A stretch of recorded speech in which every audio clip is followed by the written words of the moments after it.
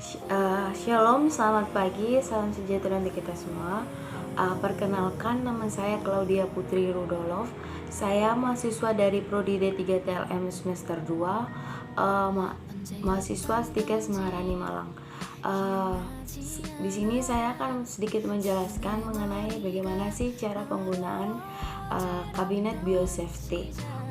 Pertama-tama kita wajib tahu ya, apa sih itu kabinet biosafety atau biological safety cabinet atau yang disingkat dengan BSC. Kabinet biosafety sendiri itu merupakan kabinet kerja yang disterilkan untuk kerja di tempat yang memiliki risiko bahaya mikrobiologi. BSC sendiri dirancang untuk melindungi operator, seluruh lingkungan laboratorium, dan material kerja dari penyebaran aerosol beracun dan infeksius. Berdasarkan kelompok risiko terhadap bahaya biologi, kabinet biosafety ini dibagi menjadi 3 kelas. Kelas pertama yaitu untuk penyaringan aliran udara yang keluar dan yang terkontaminasi. Yang kelas kedua itu untuk melindungi lab dengan pesatnya penggunaan sel dan kultur untuk perkembangan virus. Yang ketiga itu untuk tingkat perlindungan paling tinggi, yaitu untuk kelompok risiko 4, tingkat 4. Kelas 3 ini biasanya untuk atau biasa digunakan untuk laboratorium dengan tingkat risiko infeksius gas beracun. Setelah itu cara penggunaan kabinet biosafety. Untuk cara penggunaannya dimulai dengan cara penggunaan di tahap persiapan. Persiapan yaitu pertama, matikan cahaya UV ketika digunakan dan pastikan daun jendela berada di posisi yang benar. Yang kedua, nyalakan lampu neon dan blower kabinet. Yang ketiga, periksa udara masuk dan saluran pembuangan udara. Yang keempat, jika kabinet dilengkapi dengan alarm, uji dulu alarm dan tekan sampai posisi on.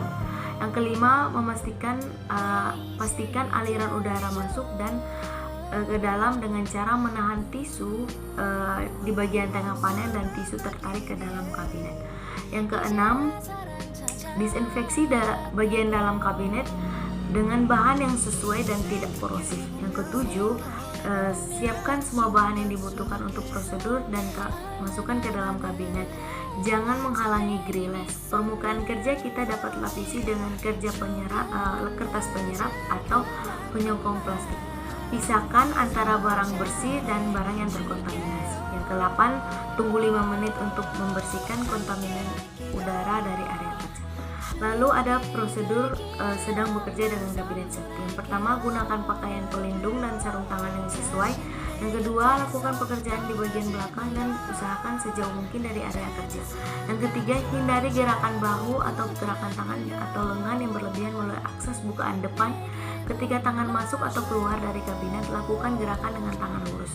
Yang keempat, membuang bahan yang terkontaminasi ke bagian belakang kabinet. Jangan membuang bahan dalam wadah di luar kabinet.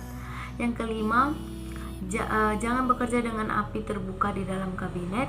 Yang keenam, jika ada tumpahan selama bekerja, dekontaminasi semua objek yang ada di permukaan kabinet. Sterilkan area kerja di dalam kabinet. Jika masih beroperasi, jangan matikan kabinet. Setelah itu, prosedur setelah menggunakan kabinet biosafety. Pertama, nyalakan kabinet selama 5 menit tanpa ada aktivitas. Yang kedua, tutup semua wadah sebelum dikeluarkan dari kabinet. Yang ketiga, disinfeksi permukaan objek yang kontak dengan bahan terkontaminasi sebelum dipindahkan keluar kabinet. Yang keempat, lepaskan sarung tangan yang terkontaminasi, buang lalu cuci tangan dengan cara yang tepat menggunakan sabun dan air yang mengalir. Yang kelima, jangan mencuci sarung tangan dan pastikan semua bahan ditempatkan di kantong biohazard di dalam kabinet. Yang keenam, gunakan disinfeksi non-korosif yang sesuai, misalnya etanol 70%, lalu disinfeksi permukaan dalam kabinet, pindahkan permukaan kerja secara berkala dan disinfeksi. Sekian hasil penjelasan mengenai cara penggunaan biokabinet safety, kabinet biosafety. Terima kasih.